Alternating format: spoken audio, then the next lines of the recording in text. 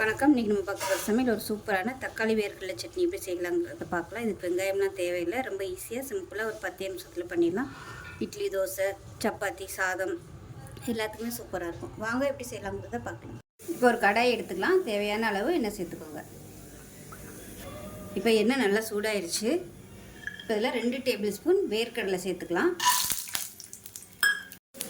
வேர்க்கடலை நல்லா வறுபட்டுருச்சு. இப்போ 1 டேபிள் ஸ்பூன் கடலைப்பருப்பு சேர்த்துக்கலாம். அடுப்பு நல்லா மீடியத்தில் வச்சுக்கோங்க. இப்போ இதில் ஒரு 3 பல் பூண்டு சேர்த்துக்கலாம். இந்த துண்டு இஞ்சி சேர்த்துக்கலாம். இது கூடவே புளியும் சேர்த்துக்கலாம். இந்த எண்ணெயிலே நல்லா வதக்கிக்கலாம். இப்போ நல்லா வறுபடட்டும்.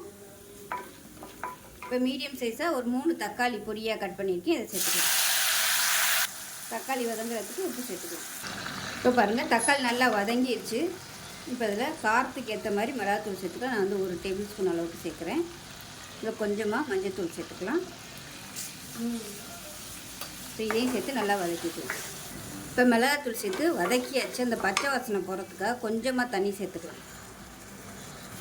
இப்போ இந்த தண்ணி கொஞ்சம் லைட்டாக வற்றட்டும். இப்போ பாருங்கள், தண்ணி நல்லா வற்றிட்டு கேஸ் அமர்த்திடலாம். அமர்த்திட்டு ஆற விட்டுட்டு நல்லா நைஸாக அரைச்சிட்டு பார்க்கலாம். இப்போ பாருங்கள், சட்னி நல்லா அரைச்சாச்சு. ஒரு பவுலில் சேர்த்துக்கலாம். இப்போ மிக்ஸி அலசிட்டு அதை தண்ணியை சேர்த்துக்கலாம். இப்போ எப்பயும் போல் கடுகு, உளுந்து, கருவேப்பிலை, பெருங்காயம் போட்டு தாளிச்சதை சேர்த்துக்கலாம். அவ்வளோதான், சூப்பரான சட்னி ரெடி ஆயிடுச்சு. இப்போ இட்லி, தோசை, சப்பாத்தி, சாதத்துக்கெலாம் கூட நீங்கள் தொட்டு சாப்பிட்றதுக்கு சூப்பராக இருக்கும் கெட்டியாக வச்சிங்கன்னா.